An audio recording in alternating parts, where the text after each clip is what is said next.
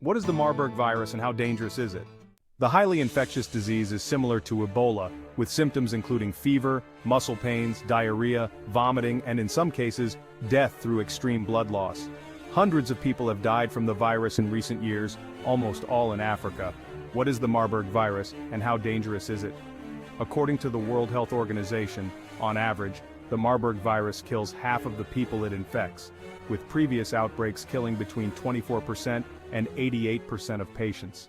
The virus was first identified in 1967 after 31 people were infected and 7 died in simultaneous outbreaks in Marburg and Frankfurt in Germany, and Belgrade in Serbia. The outbreak was traced to African green monkeys imported from Uganda, but the virus has since been linked to other animals. Among humans, it is spread mostly by people who have spent long periods in caves and mines populated by bats. In recent years, there have also been outbreaks of the Marburg virus in Equatorial Guinea, Ghana, the Democratic Republic of the Congo, Kenya, South Africa, Uganda, and Zimbabwe. A 2005 outbreak in Angola killed more than 300 people. However, in the rest of the world, only 2 people have died from the Marburg virus in the past 40 years, 1 person in Europe and 1 in the United States. Both had been on expeditions to caves in Uganda. Where have most cases been recorded? Health experts say the outbreak in Rwanda was confirmed in late September 2024. This is the first time the virus has been found in Rwanda. Rwanda's neighbors Uganda and Tanzania reported Marburg outbreaks in 2017 and 2023, respectively. Around 300 people in Rwanda who are known to have been in contact with confirmed cases are being monitored. Some of those who have tested positive for the disease are healthcare workers. The WHO is sending experts, testing kits and personal protective equipment to support Rwanda's efforts to tackle the outbreak. What are the symptoms of the Marburg virus? The virus begins abruptly with a fever, severe headache, and muscle pains. This is often followed 3 days later by watery diarrhea, stomach pain, nausea, and vomiting. According to the World Health Organization, the appearance of patients at this phase has been described as showing ghost-like drawn features, deep-set eyes, expressionless faces, and extreme lethargy.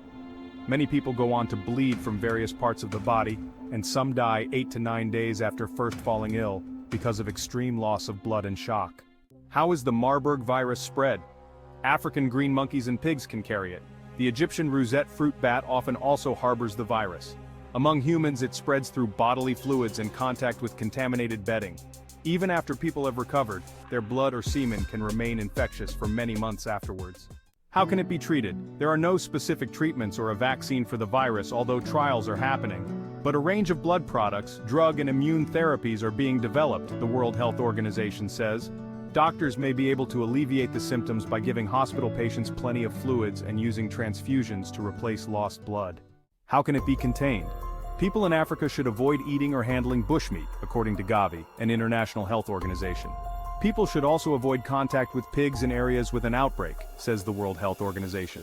Men who have had the virus should use condoms for a year after the onset of symptoms or until their semen tests negative for the virus twice.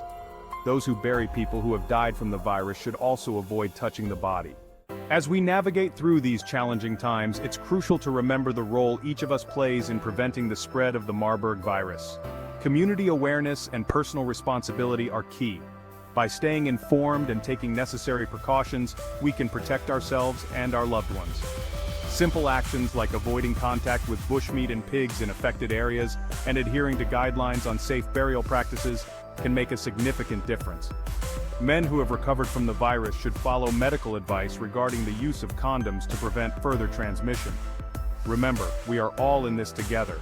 By staying vigilant and supportive of each other, we can overcome these outbreaks.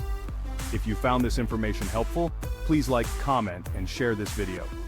Don't miss any trend, subscribe and hit the notification button to stay updated with the latest information. Thank you for watching.